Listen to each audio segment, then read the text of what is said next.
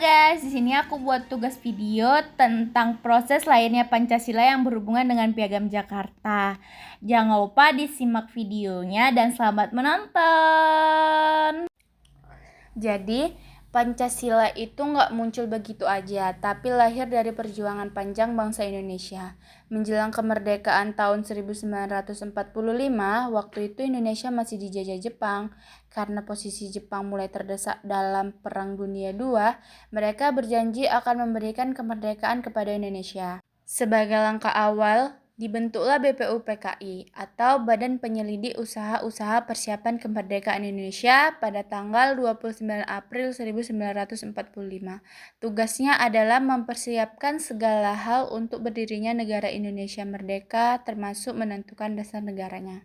Nah, pada sidang pertama BPUPKI yang berlangsung dari 29 Mei sampai 1 Juni 1945, beberapa tokoh bangsa menyampaikan usulannya tentang dasar negara. Ada Muhammad Yamin yang mengusulkan 5 asas, yaitu prikebangsaan, prikemanusiaan, priketuhanan, prikerakyatan, dan kesejahteraan rakyat. Lalu ada Profesor Suepomo yang menekankan konsep negara yang menyatukan seluruh rakyat tanpa membedakan individu dan golongan. Dan terakhir ada Insinyur Soekarno yang pada 1 Juni 1945 memperkenalkan gagasan dasar negara yang disebut Pancasila. Nah, dari sinilah ide dasar negara Indonesia mulai terbentuk.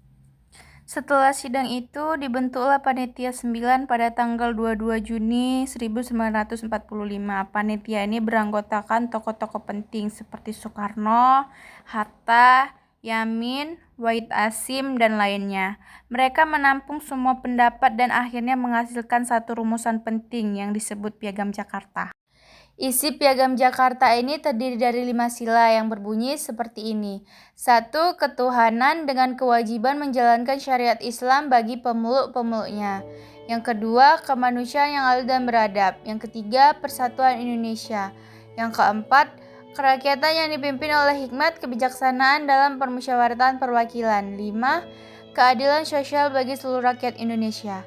Nah, Piagam Jakarta ini adalah rumusan pertama dasar negara Indonesia dan merupakan hasil kompromi antara golongan nasionalis dan Islam. Kemudian setelah Indonesia merdeka pada 17 Agustus 1945, keesokan harinya PPKI mengadakan sidang pertama. Dalam sidang itu disepakati perubahan pada sila pertama dari ketuhanan dengan kewajiban menjalankan syariat Islam bagi pemeluk-pemeluknya menjadi ketuhanan yang Maha Esa. Perubahan ini dilakukan demi menjaga persatuan dan kesatuan bangsa, supaya seluruh rakyat Indonesia, baik yang beragama Islam maupun non-Islam, bisa menerima dasar negara dengan sepenuh hati. Sejak saat itu, rumusan tersebut dikenal dengan nama Pancasila, yang kemudian dimuat dalam pembukaan Undang-Undang Dasar 1945.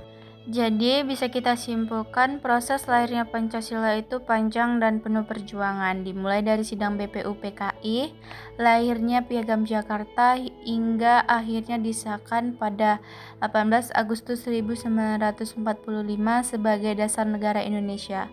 Piagam Jakarta menjadi tonggak penting dalam sejarah karena dari sanalah lahir dasar negara yang mempersatukan kita semua.